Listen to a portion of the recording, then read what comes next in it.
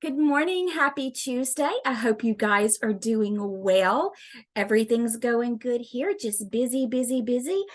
Can you believe we're on the last day of February?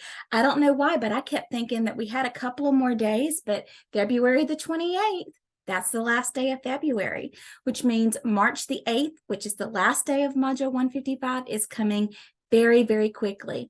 I would like for you guys to take a look at your grades. I would like for you to take a look at your assignments. If there's anything that you need help with, or you would like reopened, or an exam you're unhappy with the score on, please get with me so we can reopen that and we can work on getting you the grade that you want.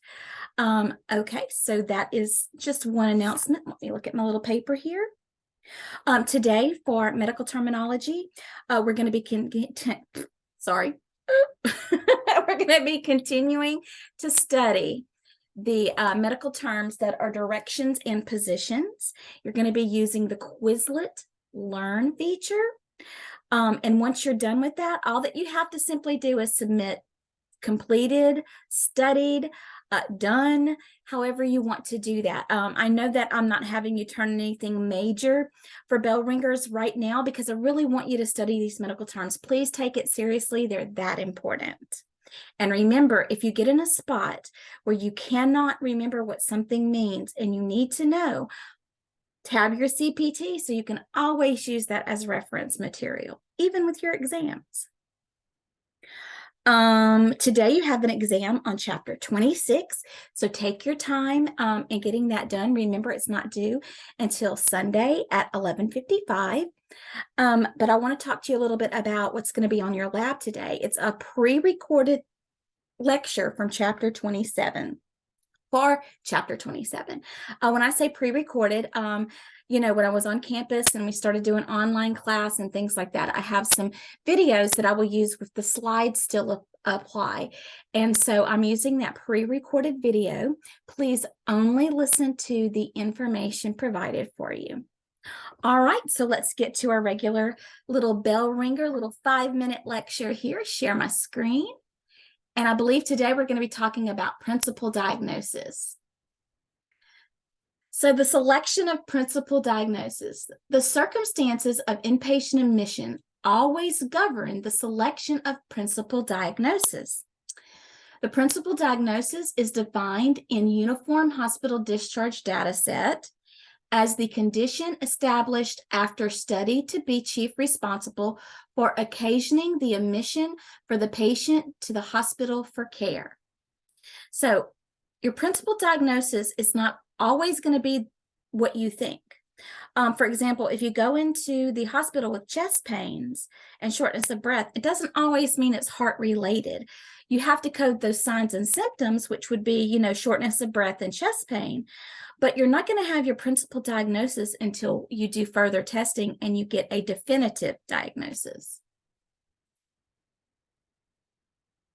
The principal diagnosis is sequenced first in inpatient coding.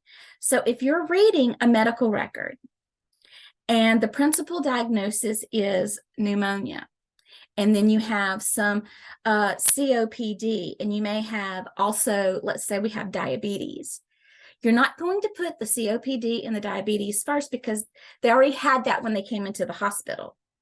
But they're in the hospital now for pneumonia. So you would do pneumonia, your COPD, and your diabetes, because COPD and diabetes is a condition that you're coming into the hospital with. What you're being admitted for is the pneumonia. So the principal diagnosis is always going to come first. What is the principal diagnosis? The patient is admitted to the hospital with severe flank pain and hematuria. A urinalysis is done, and it is positive for Escherichia coli, which is E. coli. The discharge summary states acute pyelonephritis due to E. coli. What is going to be our principal diagnosis? It's the acute, this P word, due to E. coli. So that's what your principal diagnosis is. Jackie Jones was cooking at home and spilled a pot of boiling water on her arms, legs, and stomach. She presented to the emergency department with second-degree burns of the thighs and third-degree burns of the arms and stomach. She was admitted and taken directly to surgery. So what is the principal diagnosis for this patient? Her second-degree burns, right? Correct? That's pretty easy, right? It's not always difficult, so you just have to think about it. Let's do this last one together. Mr. Anderson regularly sees a physician and is on medication for management of his chronic bronchitis. Last night, he was complaining of a cough and difficulty breathing. He was admitted with a diagnosis of chronic bronchitis with acute exacerbation. What is the principal diagnosis? Chronic bronchitis with acute exacerbation. Now, I know that you're like, well, duh. It's not always this cut and dry. These scenarios just happen to be. But what I want you to do is I want you to stop and I want you to think, okay, why did we come in? We had ABC test. So what does a patient actually have? Again, you can come in with signs and symptoms, and it may not be a definitive diagnosis. You have to be able to decide that. So you're going to be able to know because it's going to say signs and symptoms, cough, fever, blah, blah, blah, blah, blah. But definitive diagnosis after further testing is going to be COVID. So your definitive diagnosis is COVID. I hope that makes sense, and I hope that made a light bulb go off.